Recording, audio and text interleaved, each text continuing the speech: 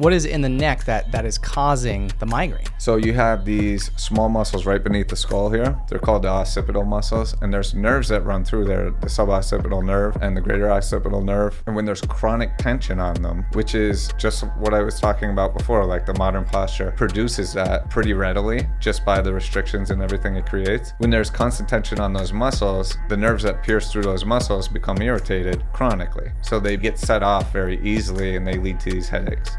It still hits, I don't miss. I just go, go, go, like a go-go flow. And I'm almost known, and I told you so. When I throw these flows, like throw Shimbo. And I ain't too close to the Joe Smo goes. And I'm on my grind, that is all the time. I do not do breaks, that's right, I stay in dry. And look, I'm back with a little bit of that. And a little more cash than it came in with. Ready, that cat is out that bad, but I still ask you, the boy got skills. I don't need her, I don't need him, I don't need help with me, I got this. I can sing songs, I can spit raps, and I can do both, even do this, word.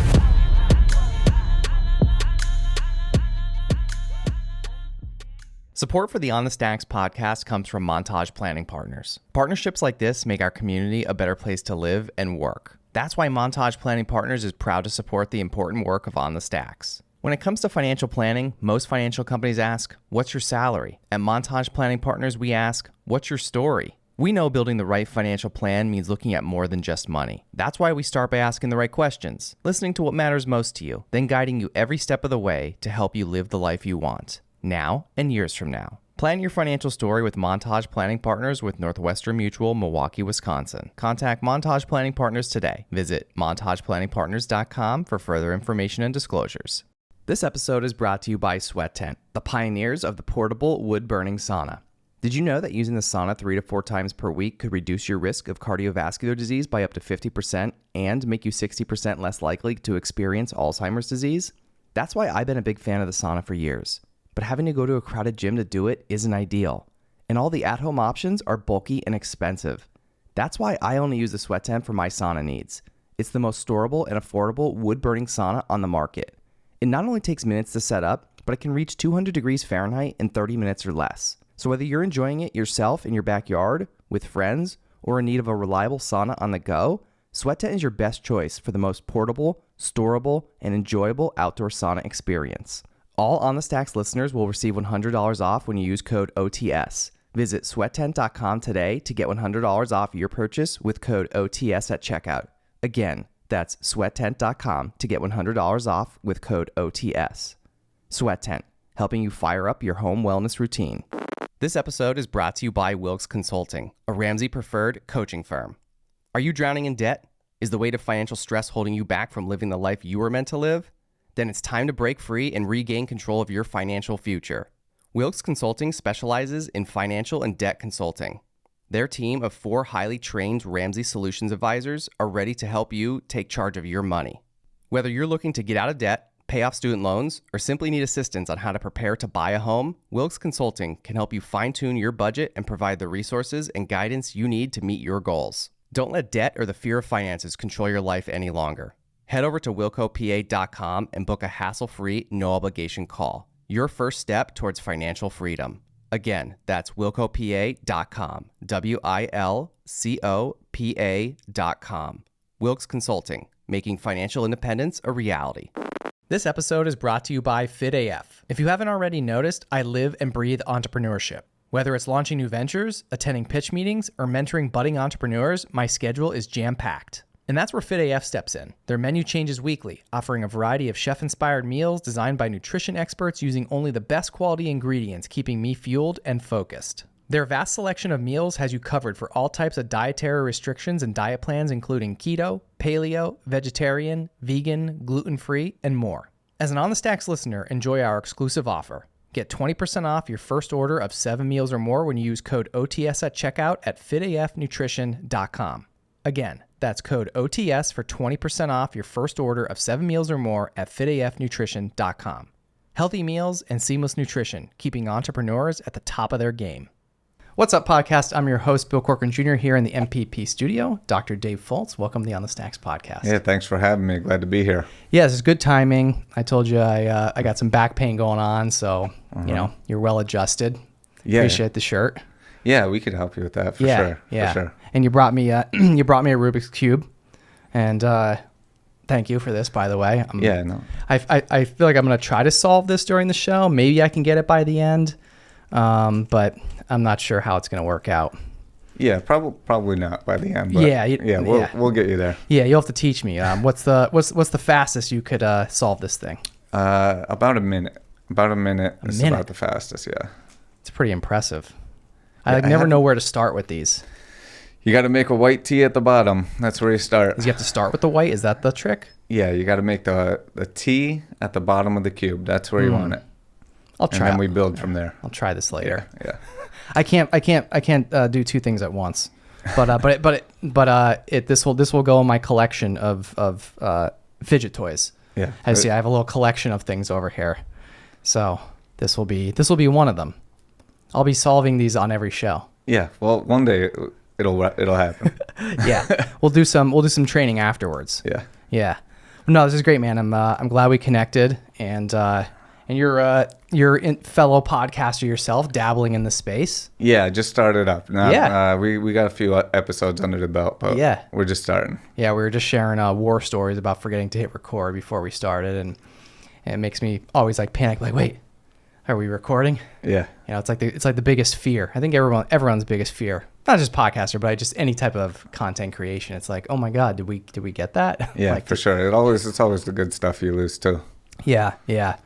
So what we'll get to, obviously we'll talk a lot about, chiropractic and all that too, but what for podcasting, like what made you interested in starting to create some content around the space? I had thought about it before, because one of the things is, like, I get to see my patients, but I don't get to address, like, I might be able to address their pain that they come in with or the certain particular problem that they come in with, but I don't necessarily get to talk to them about all the other stuff that they can do to improve their health, because they're there for one specific thing from me.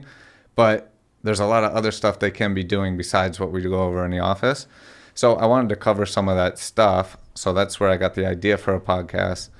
And actually, your podcast is one of the things that got me to do it, because I was always afraid that nobody would listen or nobody would care or whatever. And I looked at some of your old podcasts, and I'm like, there's no views on this one. And this is a podcast that worked out. So, if there's one that worked out and nobody was listening in the beginning, then that's just the way it is. So it just kind of got me comfortable with the fact that I'm going to get better at speaking. I'm going to get better at doing that. And even if at the end nobody really did listen or nobody cared what I was saying, it's at least going to make me a better communicator, a better talker, able to help my patients in that way. So yeah, it's a real good way to look at it, man. Yeah. Because not a lot of people do, and I think one of the biggest things is I think a lot of people are afraid to put themselves out there, like in a vulnerable position, right? Like, you're brand new to it, right? Like, yeah. And it's like, you got all these eyeballs on you now. And it's like, oh no. Well, that also helped too, thinking like I don't have all those eyeballs. Right. Okay. Yeah. Like, oh, nobody's going to see this when I'm bad. Yeah. Even if it works out at the end, these first one, nobody's watching anyway. Yeah. So one, if it's bad, doesn't matter. Two, if nobody's watching, that's kind of almost a good thing till I figure it out. So yeah.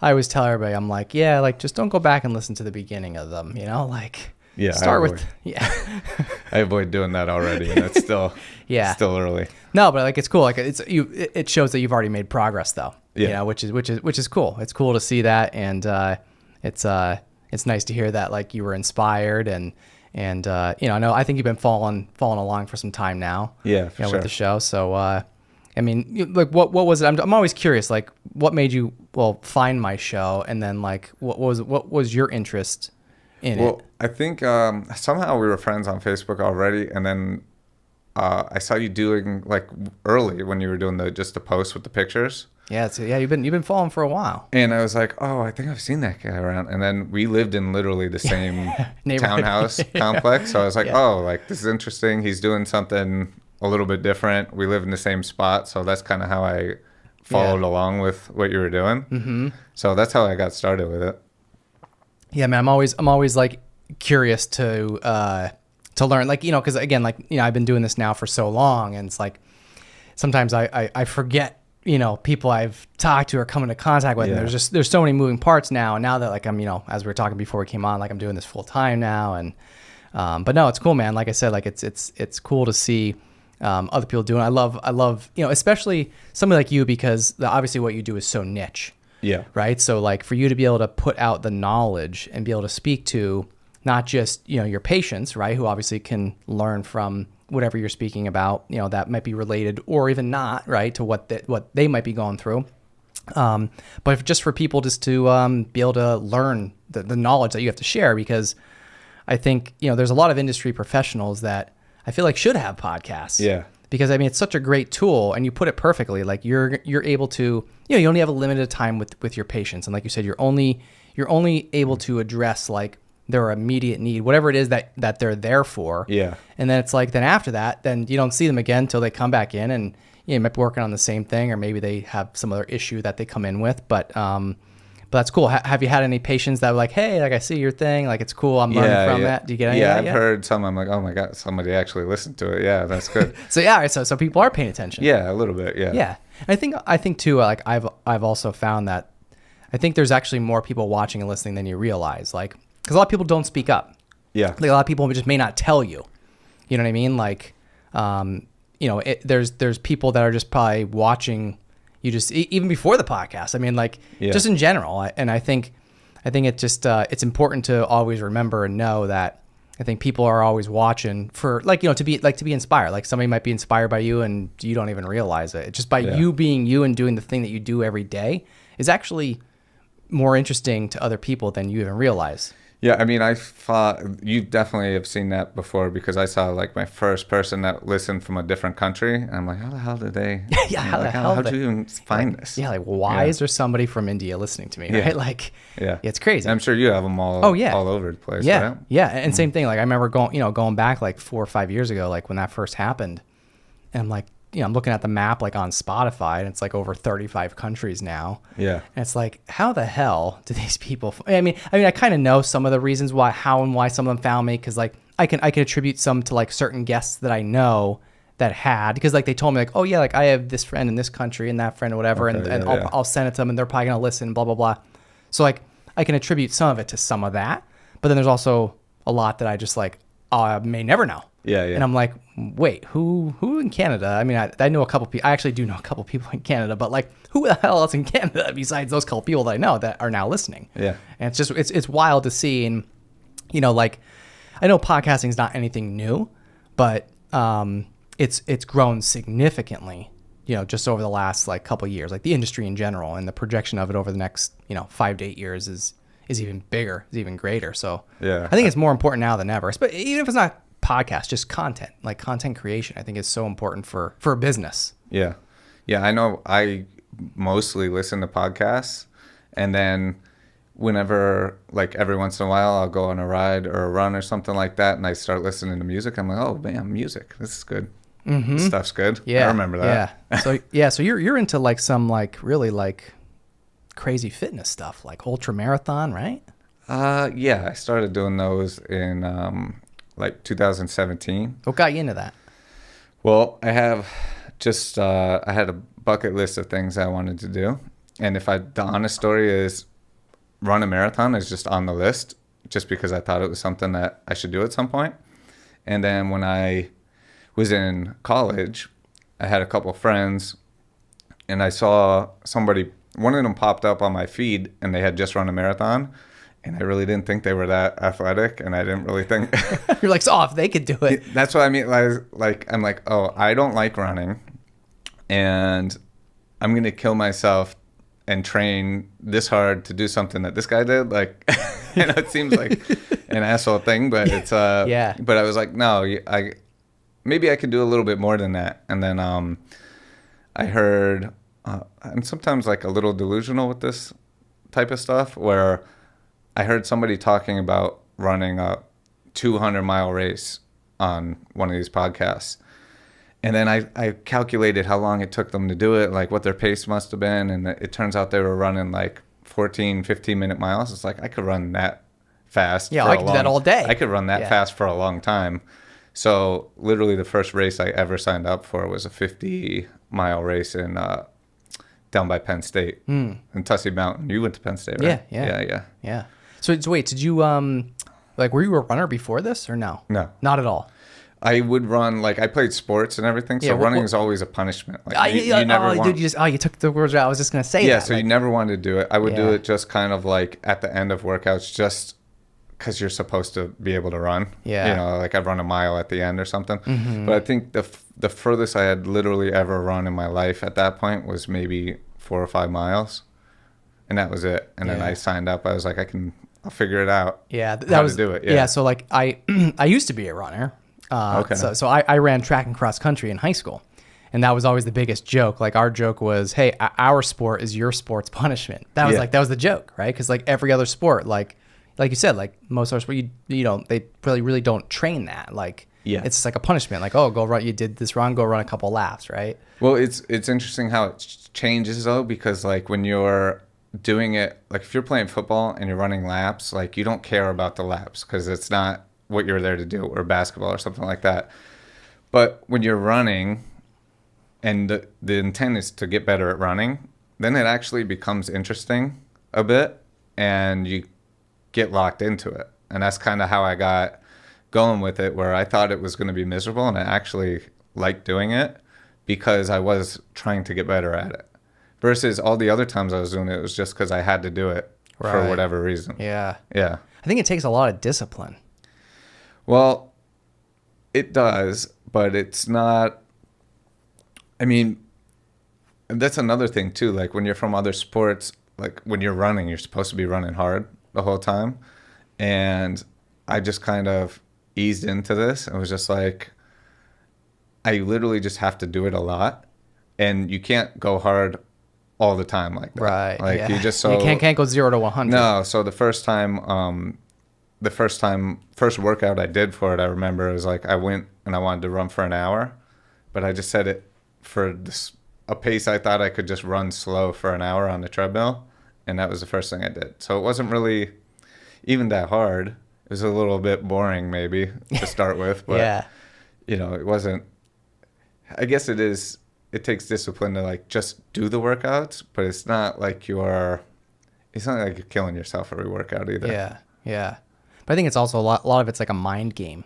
Yeah. Like it's like you really have to, you know what I mean? Because like, again, like I think because probably almost everyone, like unless you were like a runner growing up, Yeah. a lot of people look at it just like you said as like a punishment. So like to have to like sort of like reverse your mindset Yeah. to thinking like, oh, I'm not doing this because I'm being punished. Like I'm doing this because I want to do it and I want to get better and I want to, you know, improve my, you know, whatever. I don't think I shifted like that though. I think it was more like, for some reason I had in my head that I had to do this bucket list thing. Like it was just like, you have to do it. Like you should have done that once in your life. And then I shifted it to the 50 just like because pure ego reasons.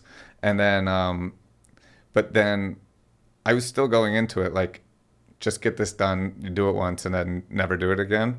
But it was just like the process of, I saw the improvement just because it had to happen. Like if I just was running all the time, the improvement was going to happen. Then when I saw the improvement, I was like, oh, that's interesting.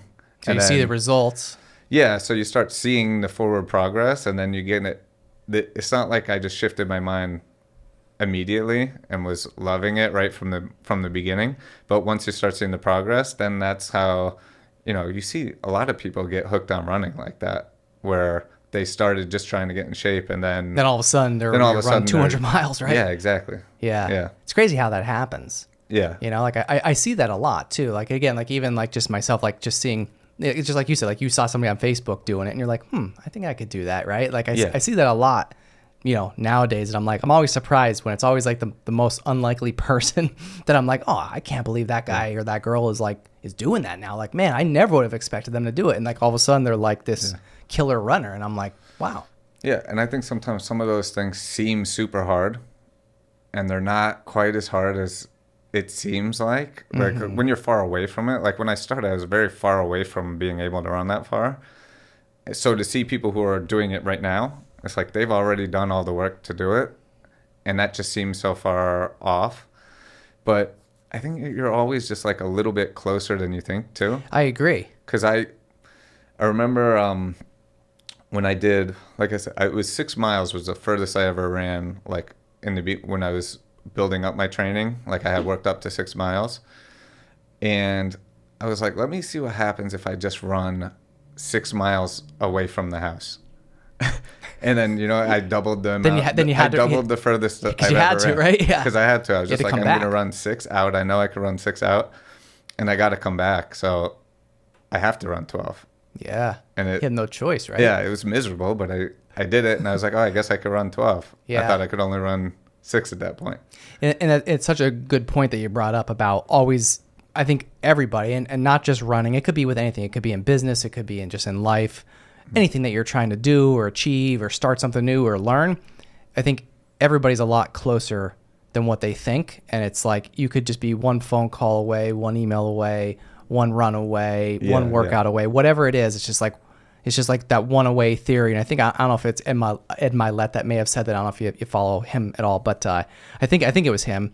But like, I'm a big subscriber to that and it reminds me also too, like of the podcast journey. So it's like, somebody like you who may have just started a podcast, or you're thinking about starting a podcast, or just thinking about getting into some type of content creation. Mm-hmm. And a lot of times I think people like look at, me and what we're doing here, and they're like, oh man, like, holy shit, like that just seems so far fetched, like unattainable. But it's like, it's really not. And to think about like, just like a few years ago, I was in the same place where, anyone that's looking to start it was there, like, and I was there too. And it's like, it's really, you're not that far off. Like, you're really not. Like, it's just, I think the biggest hurdle is just getting started. And that's like with anything. Yeah.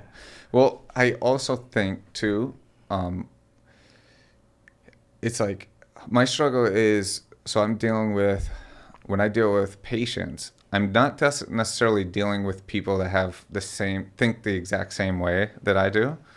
And for me, like if I think about doing some kind of fitness challenge or something, that's something I like to do. And it's very logical to me. Like I can see the steps, like if I do this and that, and the other thing, I'll be able to do it. And I can look and see like, oh, look at that person. They can do it. I can do it. It's not like they're regular people and they just did the things and they can do it. Yeah, they just did the steps to get there. Yeah.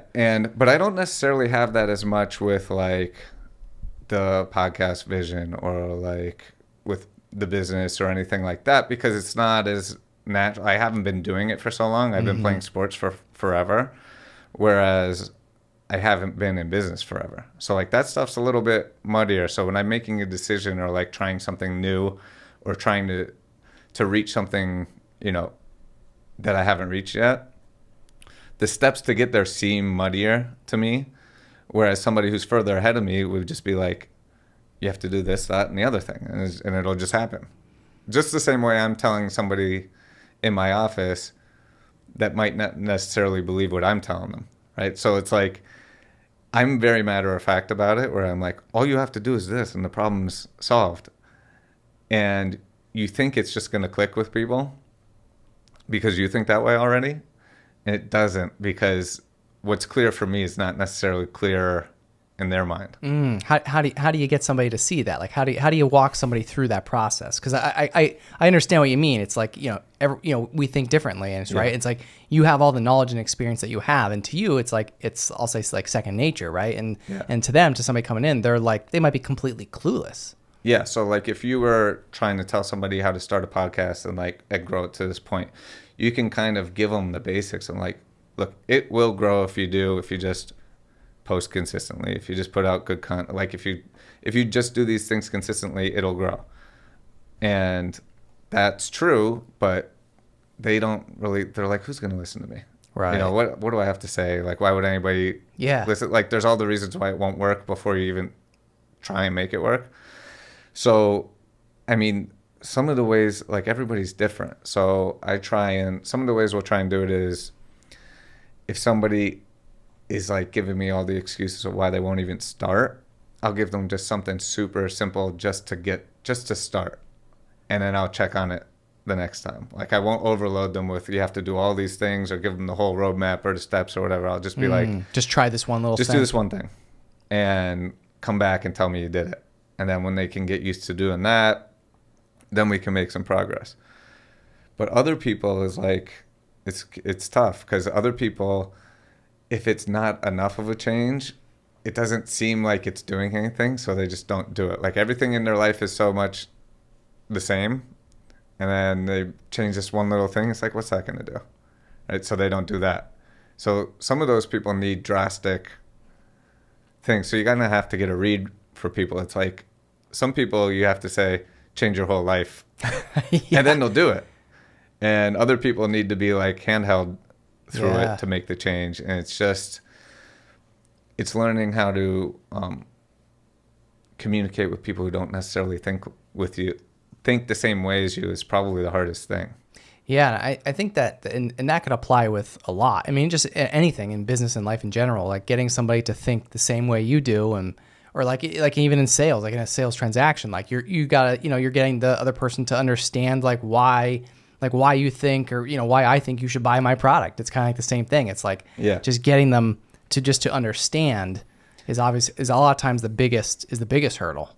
Yeah, and then I mean, I know coming right out of school, you think like, I'm going to tell this, the first person comes in and they're confused about why they're in pain or why they have this issue. And you're like, I'm just going to tell them why they have it. They're going to be so happy we solved it. They're going to make these changes because they know that if they make the changes, they'll be better.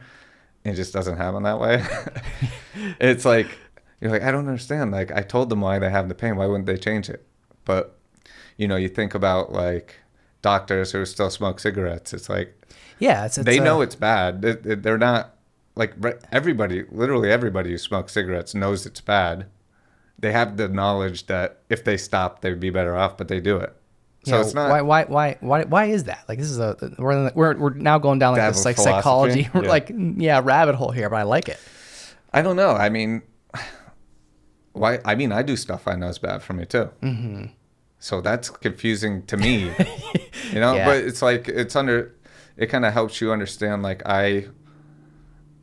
it helps me be less judgmental with people, though. And that's kind of what you have to be, especially when you're dealing with a lot of different patients.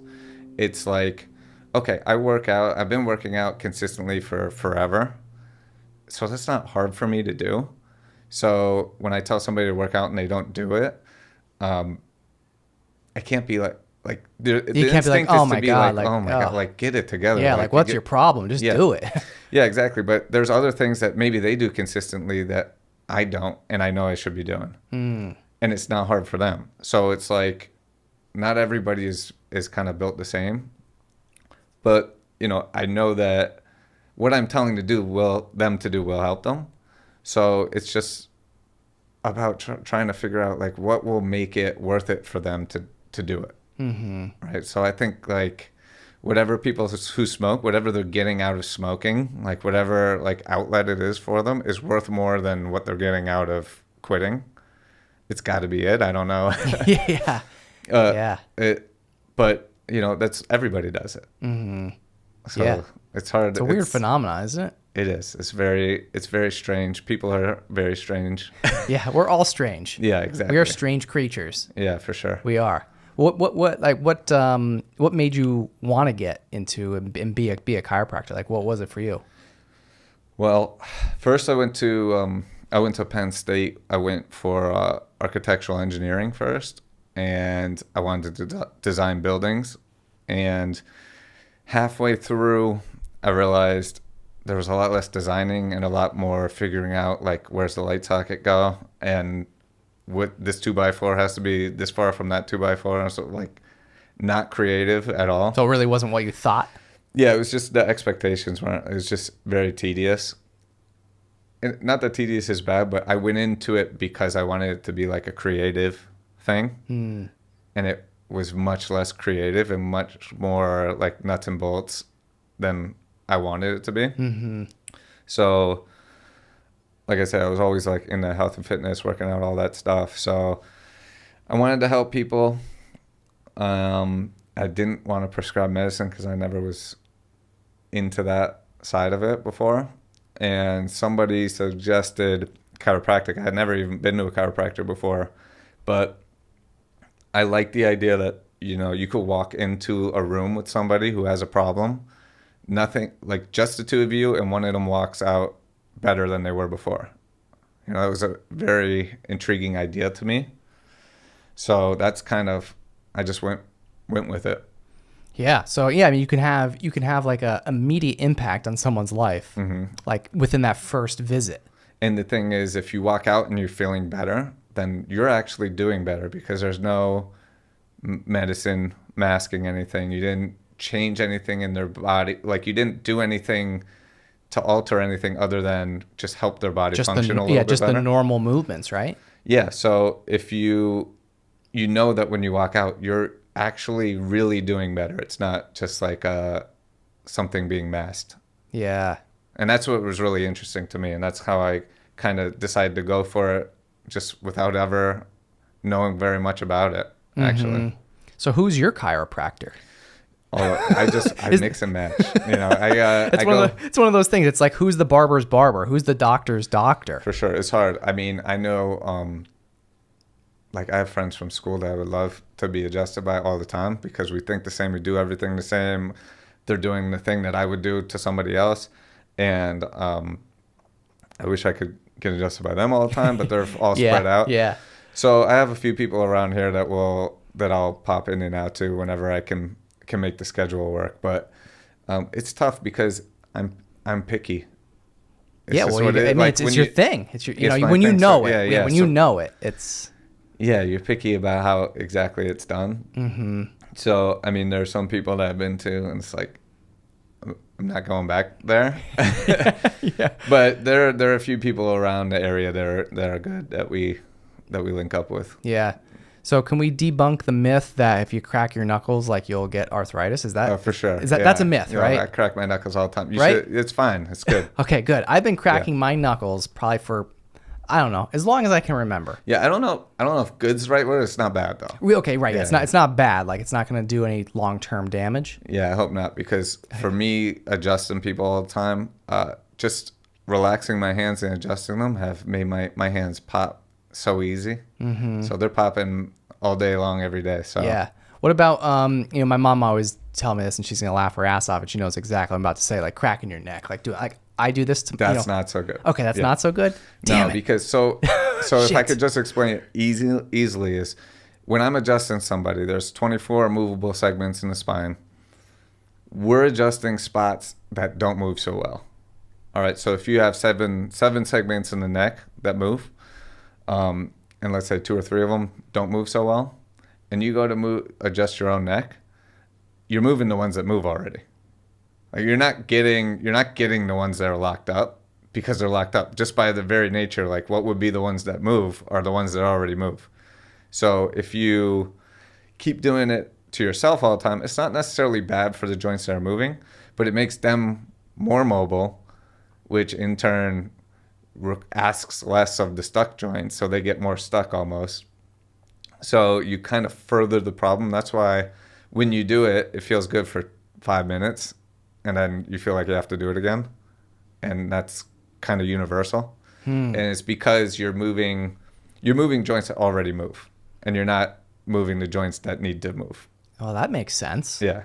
Oh man, I've been doing this wrong my whole life. Yeah, the knuckles are fine. I mean, there's nothing else, like there's no imbalance happening at the knuckles. So yeah, but I'm a big I'm a big neck cracking guy. Yeah. I think Not so good. That one's not so good. All right. So I have to stop? Damn it. My mom's gonna say my mom's gonna text me right now at this moment and say I told you so. Yeah, she's right. Yeah, for sure. Moms are always right though. Yeah. Even when they're wrong. I think there's always something to take away. They're right. Yeah. Yeah. So, but yeah, I don't know. Obviously it's like a habit, right? But at the same time, like you said, like it does, I guess, feel good for like those first 5 minutes, but I'm just doing it to be the same thing as just, moving your arm in the same direction that you could always move your arm. It's like, exactly. I'm not actually reaching, if there is a problem per se, like I'm not actually getting to that area that actually needs the movement. Right? Yeah, and if you feel like you have to, like if you're doing it out of a habit, that's one thing. But if you get that feeling like, oh, I have to, then I don't think I have to. I think it's more just like it is a habit. If you get to that point where you're like, oh, I have to adjust my neck. I know a lot of people like that because people tell me that all the time.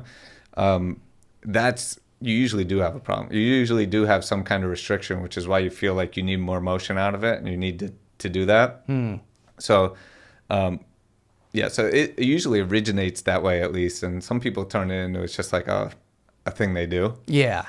But yeah, it's generally not the best, not the best thing. Son of a. All right. Yeah. Maybe now that I heard it from, not that I don't listen to my mom, but I heard it from the professional. So Yeah. Maybe you listen. Maybe it'll be like the people we were talking about before. right. Yeah. Right. Exactly. Exactly. Maybe I'll listen. Yeah. But yeah, I feel like I've been doing it for like way too long. So it's like, it's like one of the, and again, I think just, it's like second nature. It's just like one of those things that you just kind of do. And I don't even think I even notice it anymore. Because I probably do it so often. Yeah, it becomes a habit. Yeah, that's a tough one to break. I tell people, it's like, it is okay. I'm glad that it's not a thing that's necessarily harming the joints that you're doing it to, because, But I'm not really helping anything. Yeah, you're not helping anything, and it's kind of makes the problem a little worse if there's a problem there. So, I just tell my patients, we're going to address what you have going on when you're in here. Try not to do it.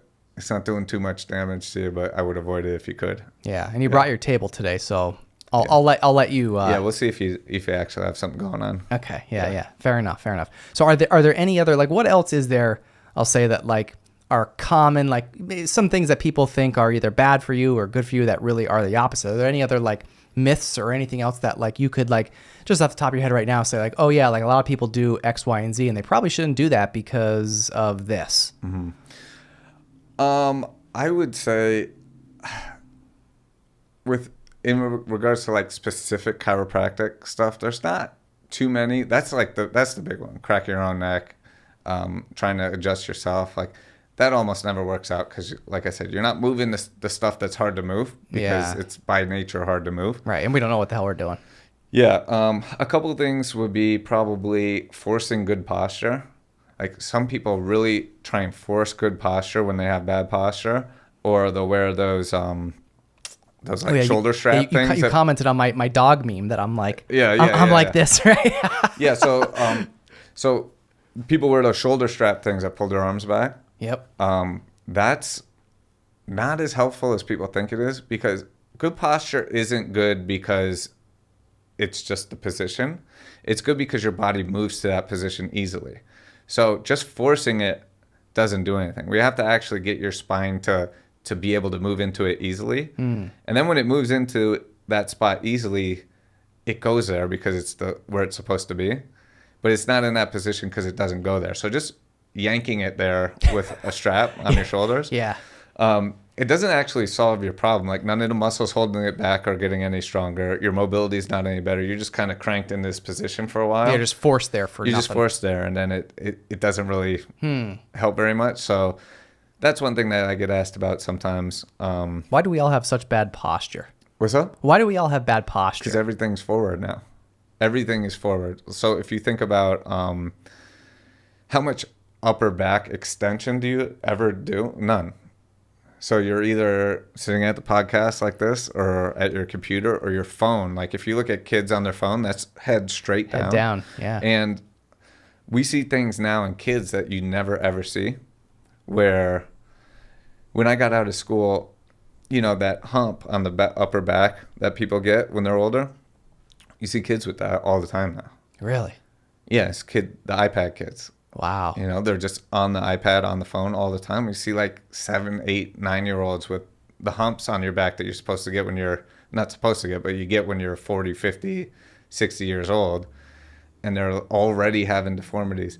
Kids have those little bumps. If you feel down the back of your head, there's like a little bump on the back of your head. Mm-hmm. Kids who are on their phone all the time, it grows because of the tension on it all the time. And when they take x-rays of kids who are on their phones all the time, they look like little horns on the back of their head now. Really? Yeah, because it's literally changing their body shape, all the technology use that we have. So that's why everybody has bad postures, because everything is kind of forcing us that direction. Another thing is like... On the Stacks will be back in a flash after a word from our sponsor. This episode is brought to you by Elevation Wellness, NEPA's premier wellness center located on Mundy Street in Wilkes-Barre. From pro athletes to busy parents, Elevation Wellness is leading the conversation when it comes to bettering your health through integrative medicine. Founded by NEPA native Louis Helmecke, Elevation Wellness offers physician-formulated and guided treatments that are administered by registered nurses. To learn more about how you can experience the benefits of IV vitamin therapy, multivitamin booster shots, non-invasive aesthetics, or peptide, NAD, red light, and compression therapy, visit elevation-wellness.com or follow them on Instagram at Elevation Wellness NEPA. All On the Stacks listeners will receive 10% off their first purchase with code STACKS at checkout. Call 570-762-9400 or visit elevation-wellness.com to book your appointment today. Elevation Wellness, taking your health to new heights. This episode is brought to you by Burn, the fitness company behind the Today Show approved Burn Board. If I'm being honest, working out can be a real chore, especially as a new dad in desperate need of sleep and cardio. Burn is founded by NEPA native Jimmy T. Martin, and his Burn Board offers a low-impact core and cardio experience unlike anything I've done before. They have hundreds of on-demand workouts that are great for beginners, seasoned athletes, and out-of-shape podcast hosts who love supporting small businesses. My wife and I use it pretty frequently throughout the week, and it's honestly a great way to burn a ton of calories without burning a ton of cash. Not to mention, it's a great tool for skiers, runners, wrestlers, and hockey players. Jimmy is offering all On the Stacks listeners 15% off when they use the code STACKS15. Visit theburn.com today to get 15% off your purchase with code STACKS15 at checkout. Again, that's theburn, THEBRRN.com to get 15% off your purchase with code STACKS15. It's time to get on board today with Burn. We drive the same roads you drive. We face the same danger you face. When you're involved in a car or a truck crash, it's personal. Because we live here and raise our families here. We're invested here. To learn more, visit Anzalone Law offices online at anzalonelaw.com. This episode is brought to you by Loop Internet. Are you tired of buffering, lagging, and slow internet speeds? Look no further. Introducing Loop Internet, Northeastern Pennsylvania's fastest and most reliable internet service provider. With Loop Internet, you can stream, game, and work from home seamlessly. Say goodbye to interruptions and hello to lightning-fast connections. Loop Internet offers both residential and business fiber. Fast-track the future with their 10-gigabyte fiber and join the Loop Internet family today. Visit Loop Internet online at loopinternet.com or call 1-888-808-5667. Again, that's 1-888-808-5667. Or visit them online at loopinternet.com. Loop Internet, where speed meets reliability. And now we're back on the stacks. When I got out of school, it's not that long ago, it's 2012 when I graduated, people who had headaches and migraines was like 40-year-olds, late 30s. Young kids didn't have headaches.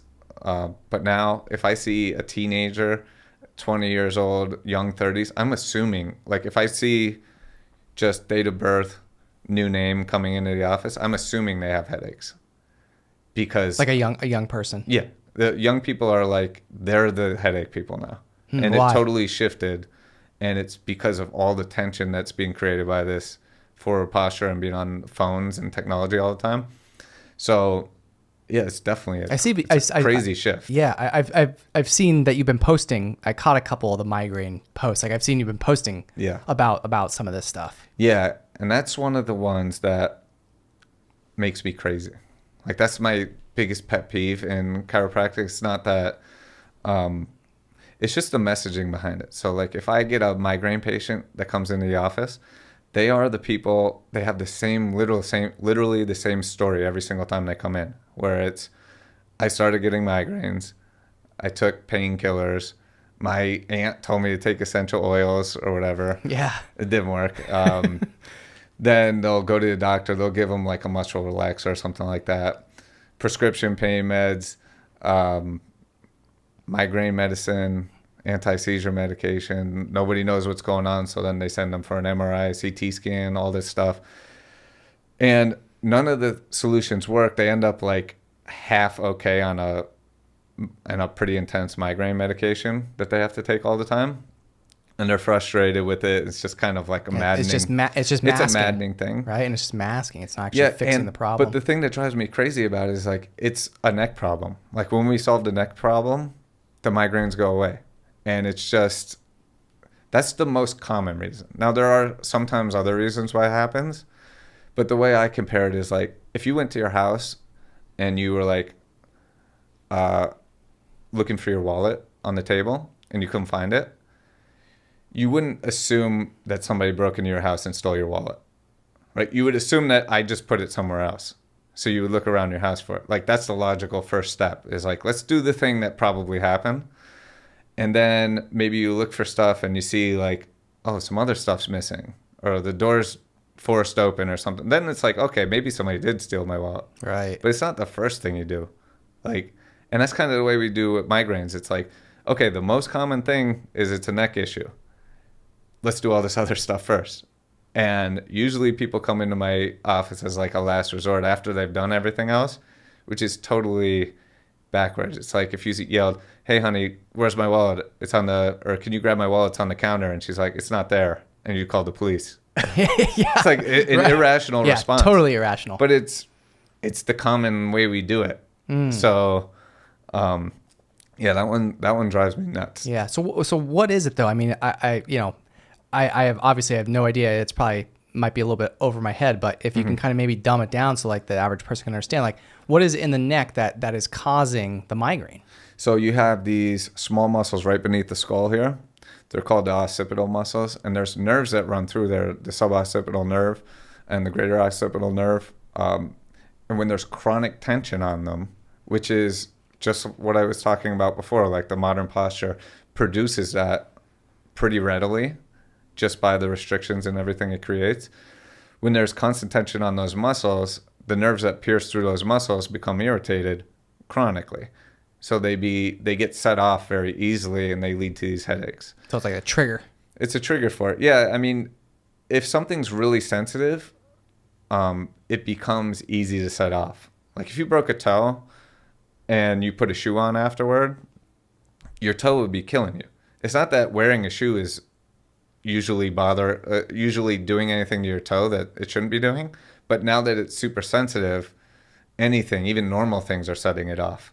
So you're just operating in like a very small window when those nerves are irritated like that, where, oh, this thing sets it off, or that thing sets it off, or if I'm a little stressed, it gets set off because they're just constantly irritated because of that tension that's there all the time. Which is like an oddly...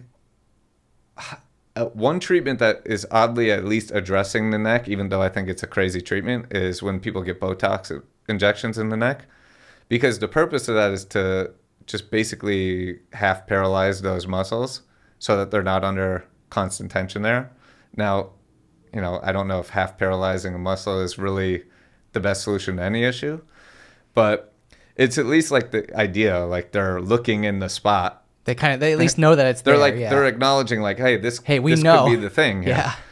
It doesn't solve the problem of why are those muscles always tight or any of the stuff around it, but at least like I can respect the idea a little bit, even if I think it's a little bit insane way to deal with the problem. Yeah. They're at least on track at least with that. Yeah. So somebody comes in, right? Obviously, if somebody comes with that migraine, they say they have that. Obviously, you're already thinking, hey, it's the neck thing. Like, how long does it take to correct or fix that? And like, does somebody have to like keep coming forever? Like, how does that work? So it depends a little bit, but the symptom relief is usually like the first thing that happens. Because if we could just take the tension off the muscles, that's the thing that happens first, is like, we'll get the tension off the muscles. So that will give you some pretty immediate relief. So pretty quickly, like the headaches and the migraines will start to be reduced. It might, it's not like a nice gradual thing. It's like if you had headaches 7 days a week, the next week maybe you have 5. Or the next week maybe you have 3. And next week maybe you have 2. So there's 2 days where you're like cursing me saying, no, this didn't work. Yeah, this guy's full of shit. Yeah, it's like, I thought this was working, but I guess not, because I have a migraine this day. It's like, so it's going to take time. It takes time, and it's not like a gradual, like, oh, it's less bad. It's like I had 3 days where I didn't have anything, then I had one. And then, but as that nerve gets less sensitive, it's not going to get set off so often. So it goes from like 2 to 1 to maybe once every 2 weeks. And then that's how It becomes manageable. yeah, it becomes much more manageable until it becomes abnormal. Like it might still happen, Sure. but at a certain point, you start to get used to the normal is not having them. And that's what we're aiming for. The thing that takes time is actually correcting what's tightening up the muscles. So let's say you sit and do podcasts and you're like this, right? Like all the time. Yeah. And that's just your main posture. And that's what's tightening up this upper back and causing problems in the neck. We could release the neck, keep the tension off the neck all we want. But if you just start going back to all the things that caused that to happen in the first place, then it's not really going to do anything. Yeah. How do you avoid it then? So you can either just give up podcasting No. altogether, or you can just build in some simple things into your day that are going to offset that. So like if we're losing the ability to extend the upper back because we're sitting in this position all the time, then if I have a daily thing where we're spending 10 minutes working on extension of the spine, that's going to help you maintain that motion and not lose it, versus you might go weeks, months without extending the spine. So going from never doing it at all to 10 minutes every single day, it seems like a little easy thing, but it makes a huge difference. Like you wouldn't lose that. So there's always a requirement. And that was a good one that I forgot. Like once I start coming, do I got to keep coming? Mm-hmm. Well, in the beginning, you definitely come more because you have an issue. So it's like Might be a little more intense in the beginning. yeah, it's like we want to, I think a good analogy is working out. So like if you're in really bad shape and you have a lot of health problems, it's like you really want to get on it. So you might be really intense about starting with it. And then once you gain a level of fitness, you don't necessarily have to be so diligent. Like maybe you are very strict on your diet in the beginning because you're really trying to accelerate weight loss. But then once you kind of have it in check, you can be a little looser and it's not so urgent that you have to move. It's easier to maintain. Once you're kind of in that routine. Yeah, so like when I get somebody out of their like crisis problem, it's a lot easier to maintain. We don't have to see them quite as much. But if you stop doing the things that get you results, then you don't get to keep the results. Yeah, you revert right back. Yeah, so I always like to keep people on a maintenance schedule. So if they have a lot of issues, it might be once every 2 weeks. If they don't have so many issues and really have them good, it might be once a month or so, just to make sure that we're not losing motion, make sure they're on the right track. But yeah, like if you got good results with something and you want to keep the results, it's just like anything else. It's like you have to keep doing the thing to get the thing. Right. Yeah. Yeah. Well, it's such a simple concept, and I think people forget that. Yeah. Yeah, I don't know why. Like it gets mixed up with mainstream medicine because like you go to a doctor, they try and solve your problem. They might give you a medicine that you're on now and the problem's done. But, you have to take that medicine forever too. Right. And it's just not like nothing really works. I don't know why it would be expected to. Like if you lived a life that caused this problem and we fixed the problem and then you go live that same life, then why wouldn't the problem come back? It's just pretty straightforward. Mm-hmm. Yeah. What about, and we touched on the word healthcare a couple times, but like, the current state of healthcare. Yeah. Yeah. How do you feel about that? not great. No. So like, that's one of the reasons why I went to chiropractic. Like I said, I was never into medicine. That's just kind of like, I always had instinctually just kind of had it didn't vibe with me. Like I just didn't think it made sense. So I guess I like to use analogies. I used a couple already, but I'll just kind of give an example of how it would work now that just highlights exactly why it wouldn't work or why it doesn't make sense. Is like if I have somebody who goes to a doctor and they have super high blood pressure, like they're feeling symptoms, they don't feel right, they go to the doctor, their blood pressure is crazy. It's like 200 over 100, something like that. That's an emergency situation, so they're going to give them blood pressure medication, and then they'll send them home, have them on that medication now, and then they'll come back in 6 months, maybe, if they, like, sometimes they don't even check on them that quick, but they'll come back. Not nowadays, yeah. Yeah, so maybe let's say they come back in 6 months, they take the blood pressure, they do blood work, all the numbers look good, 120 over 80, perfect. The doctor's like, look at you. You made it. You perfect health. You did it, yeah. Perfect health. It's like that person's body is not any different. It's not functioning any better. It's not doing anything different at all. If you take them off that blood pressure medication, it's going right back up. They're not better. But now that we see the numbers just in the range that we want, we're not telling them to change anything. We're not telling them to assess anything. It's like, nope, you're perfect now. Just stay on this thing forever. And honestly, when they come to that visit, they're probably worse than they were the last time because they didn't change anything. So they kept living that life for 6 more months. But it's just kind of artificially controlled for that time. So when they come back and look at the numbers look good, but that person's worse. And the thing about not changing, like if you don't change the things that cause the high blood pressure, well, they're all things that lead to other problems. So the lifestyle that causes high blood pressure will cause you to be overweight. It'll cause you to have diabetes, high cholesterol, heart disease. It causes all of these problems. So yeah, we might be keeping those numbers in check until you come back and a different number's wrong. And then they put you on the cholesterol medication. And then we're good again. And then you come back and then now the sugar's high. So now we're on the diabetes medication. And it's like, we're wondering why it's happening is because like the person's not getting better. Yeah, they're not fixing the actual problem. Yeah, we're not even looking. So my problem isn't necessarily with the medicine. Like, I'm not crazy. Like some people go really far the other way. Like you should never have medicine. But it should make sense. Like that person should go in with the high blood pressure. They should give them the medicine because it's an emergency level. Right. But we should check back with them and tell them, like, you have to change these things. And then when they come back, we should say, let's lower the dose and see how you respond to it. Yeah, if you made those changes and we lower the dose, theoretically. Did you make the changes? Yeah. Okay, let's see if we can lower it. If we can lower it, good. Mm-hmm. If we lower it and it still doesn't come down, you're still crazy high, then you got to keep trying to make the change. Like a logical step to getting them back off of the medication and functioning normally on their own. Instead of the pill can't be the solution. It can be a tool to cause the solution to help you get to that solution. But if it is the solution, it's not a solution. And it's kind of the way we operate with it. And there's like a few reasons, but why we do it that way, but it's just like, doesn't make any sense. Yeah. Why do we do it that way? Now, I don't think, again, I'm not too far like on the crazy direction where I don't think there's some big conspiracy. Sorry, I don't think you're too crazy yet. Yeah, I don't.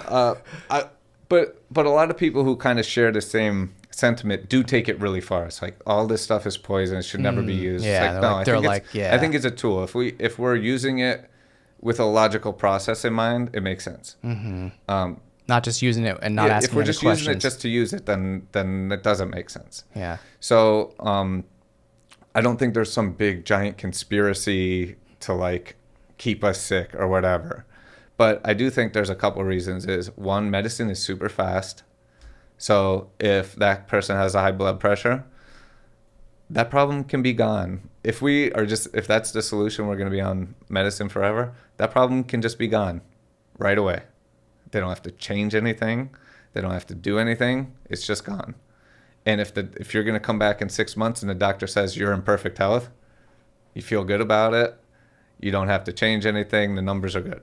So it's very quick and it's very easy. So that's like the patient side of things of why it's attractive to a patient. Even though I think everybody, if you heard like why I explained it's not good, that makes sense. I don't think there's many people who disagree with that.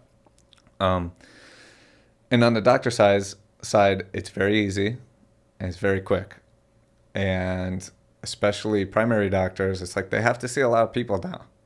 And they maybe don't have time to give all these suggestions and recommendations and lifestyle changes to their patients who don't usually stick to that stuff very well. So if they want the result and they can get the numbers to be good, just by making that decision, then that's what they're going to do.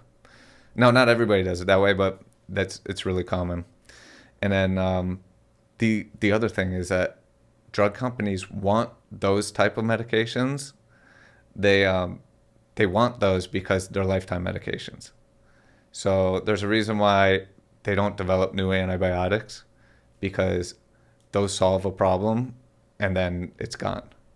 Like if you have an infection, you take an antibiotic, you take it until the infection's gone, and then it's over. So there's not a lot of money to be made on that. Whereas if you're on a cholesterol medication, a blood pressure medication, diabetes medications, these are we could give these to people for 50 years, and just one person is going to take it straight for 50 years. Like there's a lot of money to be made on that. So those are the solutions that are being made. So the doctor only has the solutions that are given to him. Those are the ones that money's being put behind to make. It's just kind of like naturally just drifted in this direction. That's where we're at. Yeah. So I read a couple of studies before I came in here. It was like for adults over 18, 60% of them are on one medication right now in the U.S. I think a third are on 4 or more, just above 18 years old. And Penn State did a research study, I think it was 2019, where if your kid was born in 2019 and they just lived in the current conditions, the average male would be on medication for 48% of their life, and the average female would be for 60% of their life.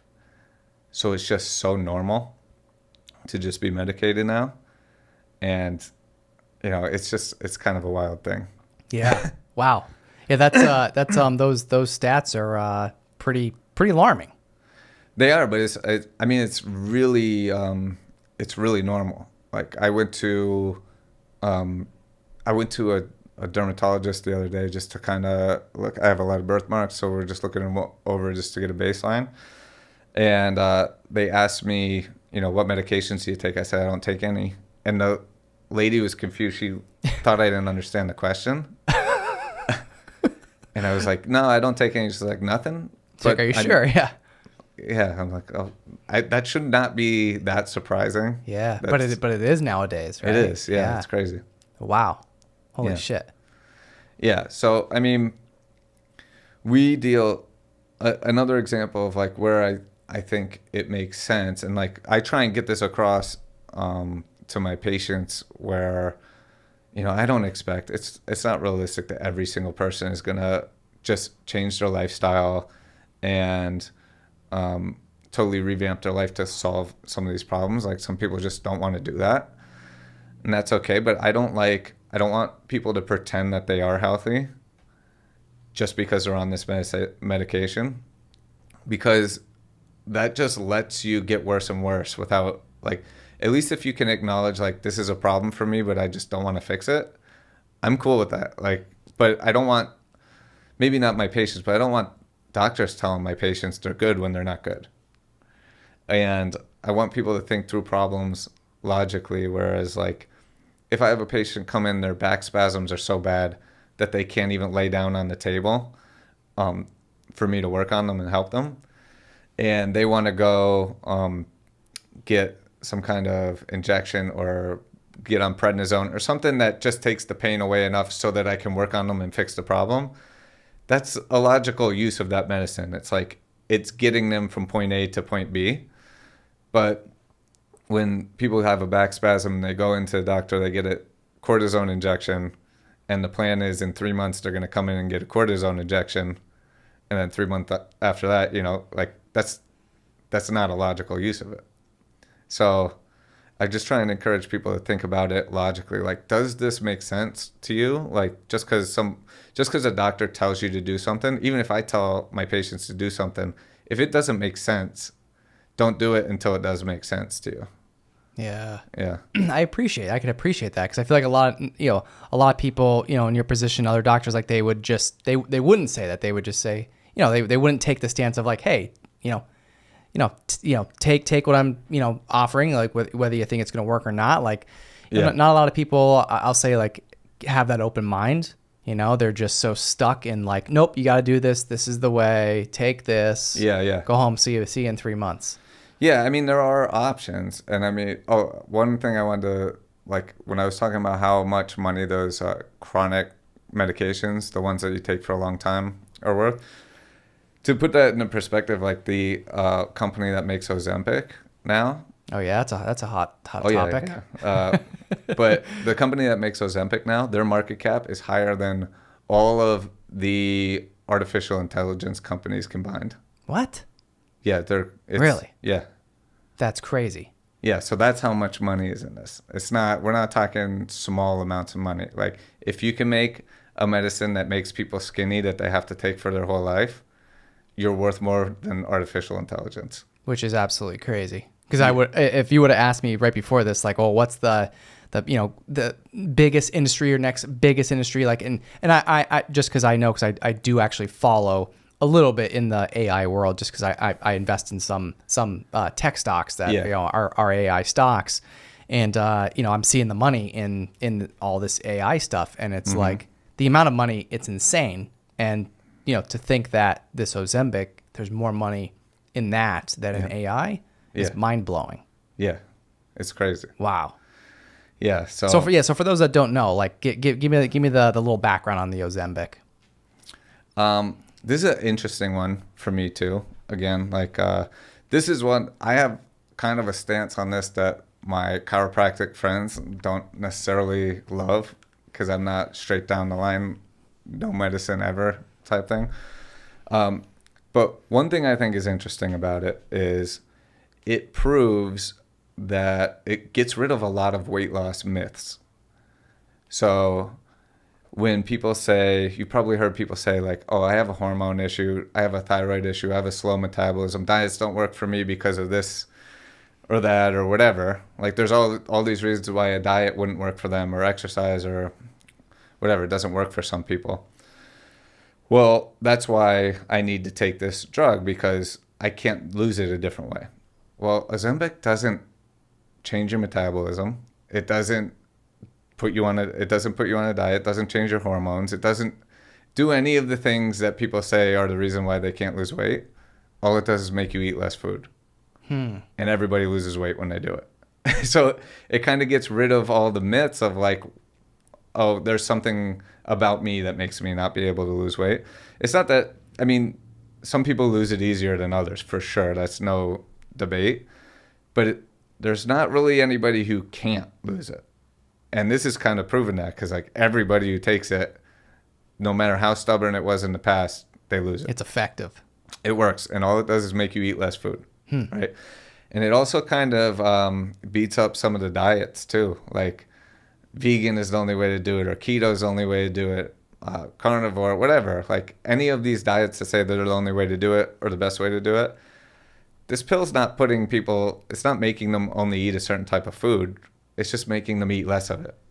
So it just proves that just eating in a calorie deficit, that's all it is. That's all losing weight is. So I think it's interesting in that effect, where it beats up a lot of the myths about weight loss and just kind of lays it on its face. It's like, if you are in a calorie deficit, you lose weight. Now, with that said, I don't really think it's a great way to do it, because there's a lot of, health effects to it. Yeah. What's the other side of it? Well, there's gastrointestinal problems that come with it. Some of that is part of it making you not want to eat less food too. There's the fact that you have to be on it for a long time.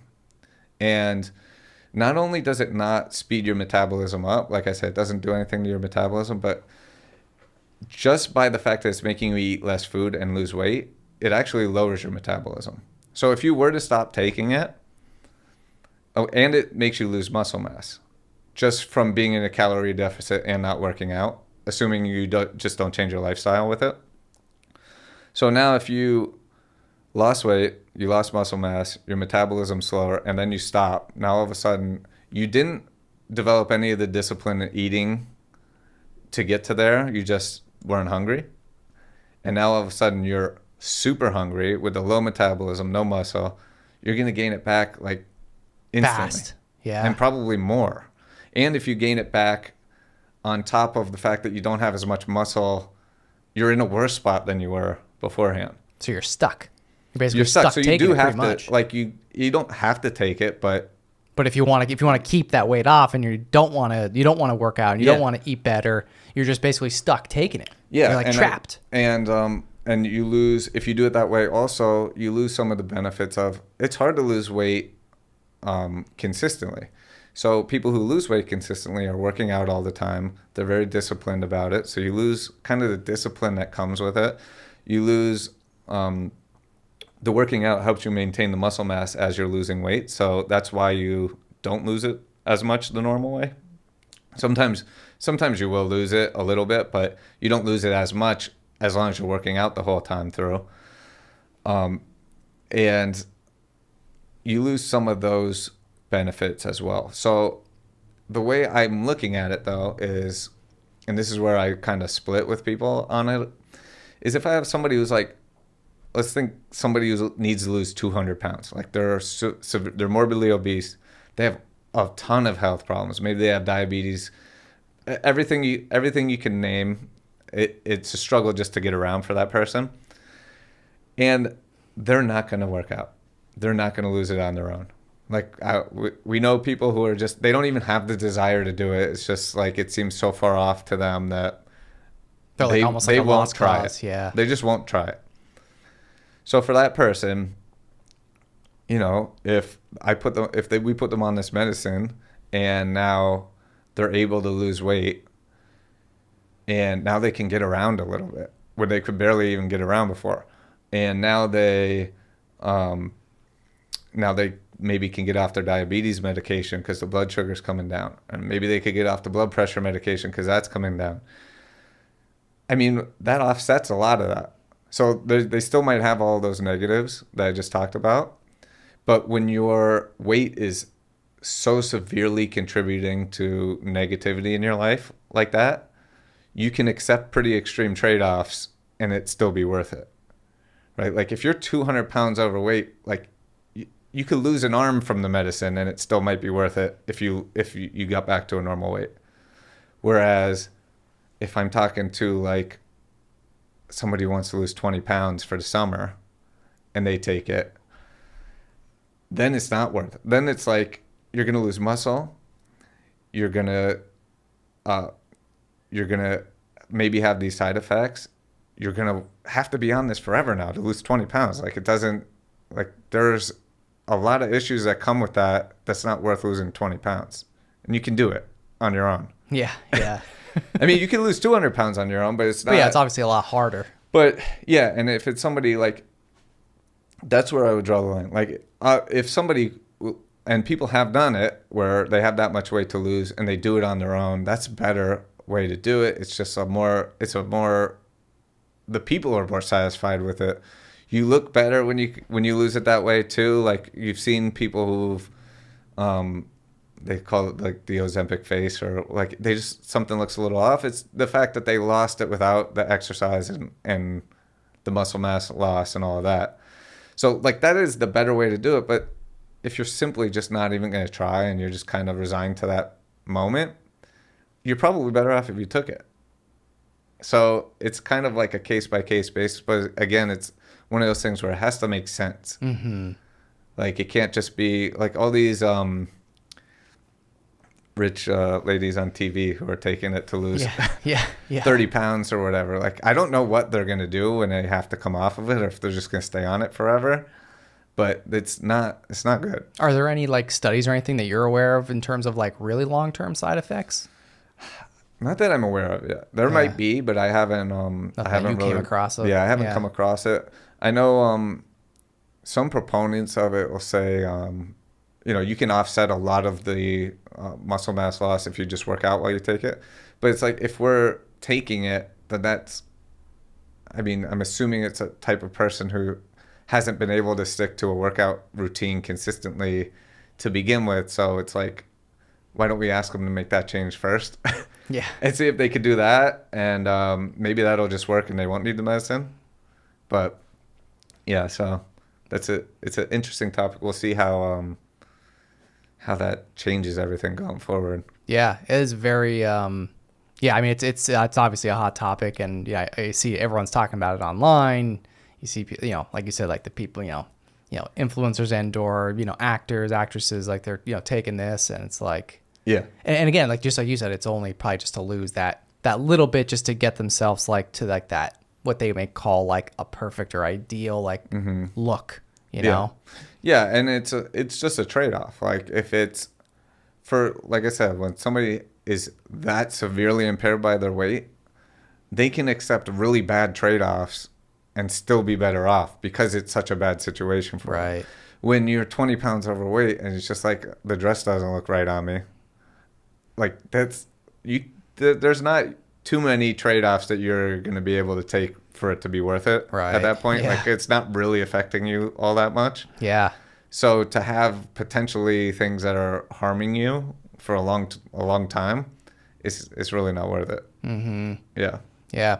So if someone's never been to I've been to a chiropractor, many times throughout my life, on and off here or there. But if someone, is listening or watching and they've never been, never came to see someone like you, like what could they expect? I mean, like what are, what's something that they could, just maybe some questions you can answer that somebody may have that's like, oh, I've never been to, I don't know if I believe in that. I don't know if that's going to work. Like, what would you say? So I would say, one, the YouTube videos are not like the real thing. Like we're not hitting people with sledgehammers with the spikes. Yeah. Or You're not? I thought I saw you carrying them around the back of the building. I didn't have it. I didn't bring them with me. But okay. We're not hitting people with sledgehammers. We're not putting your head in the sling and yanking it as far. Yeah, in a chamber or anything. Yeah. Yeah, that's a YouTube thing. I don't know where that came from. I've never seen somebody do it in real life. The Y strap. So we're not doing any of that stuff. So don't get freaked out if you see some stuff that looks really extreme on YouTube. That's why it's popular on YouTube, because it's extreme. Yeah, right. Yeah, basically what we're going to do, if you come into my office, I'm explaining what I'm looking for. Again, you should understand, like you could tell, I'm pretty big on like you need to understand what I'm doing, because that's how you should deal with all your health issues. So I'm going to explain what I'm looking for. Then when we do the exam, I'm going to show you where what I just explained is happening for you. And then we're going to walk through, I kind of call it 3 stages. So if you lost motion somewhere, we need to get it back. That's the first thing. Because if we try and jump ahead to like strengthening without having the motion, that's kind of like wearing those vests that pull your shoulders back. It's like you can't get there, so why are we trying to hold it there? Right, yeah. So we get the motion first, then we strengthen it in that area so that you can hold that motion, so that you can use it. And then the third thing is we make a plan of like, now what are you going to do to maintain it? Because like I said, I don't expect people to quit their jobs, live off the grid, never, be on their phone ever again. It's like we just have to build a system in place so that you can live your normal life and not have this be the consequence of it. Yeah. So. Sounds pretty simple. Yeah, when you pretty really straightforward. when you really think about it, you know. But is there anything else? Yeah, I don't think so. All right, I think I'm about ready for my adjustment. Yeah, we'll get that done. Yeah. So, but just real quick back to the posture thing before we end. Like what's the best thing for somebody to do to like, I guess, just practice good posture? Like, what are some tips to practice good posture? All right, so the place where people usually lose it is in the upper back. That's where it gets rounded forward. That's the first place where you typically will lose it. So if I'm giving a blanket statement for most people, you want to work on your thoracic extension. So if you go on Google or YouTube, you'll find a ton of stuff on how to improve thoracic mobility. That's one of the places that I would start, because like I said, first thing you have to do is get the motion. If you don't have the motion, then you can do all the exercises you want, and the spine doesn't want to go in that direction. So they're never going to magically get strong enough where it just yanks your spine back in where it's supposed to be. You have to have the motion first. So I would work on thoracic extension, go see a chiropractor, makes the motion happen faster. Go see you. Yeah. Come see me, and then we'll get you on your way. Awesome. Well, I'm looking forward to my. I haven't had an adjustment in a long time. Yeah, we'll see what's going on. Yeah, I'm ready for it. So if anyone's interested in coming to see you, learning more about you, where do they need to go? Yeah, you could come to FultzFamilyChiropractic.com. You could set up an appointment online. You find us on Instagram or Facebook at the same name, and look out for sometime in July, we're starting a migraine program online that people, you don't necessarily have to be in the area. We're going to help people deal with those issues by walking them through a 3-month course that will help them deal with that issue. That's really good. I know a lot of people have migraines, so I hope they're watching and listening, because I see people posting about it all the time, like on Instagram, like, oh my God, another day, another migraine. You know what I mean? Like, yeah, hopefully that'll stop them from getting like this little thing in their ear pierced to fix it. Like, yeah. Well, no, this is good, man. I appreciate you coming in. I'm glad we finally connected. Yeah. And man, I'm looking forward to seeing some more of your content, your podcast, by the way. Give that a little plug before. Oh we yeah, end the it. Well-Adjusted podcast. Look for it on Spotify, or I post clips of it on Instagram pretty regularly too. Awesome. All right, Dr. Dave Fultz on the Stacks in the MPP studio. Thanks for joining me. All right. Thank you. If you want to see more On the Stacks content, subscribe to our YouTube channel at youtube.com/onthestackspodcast, or search the hashtag OnTheStacks on Instagram, Facebook, and LinkedIn.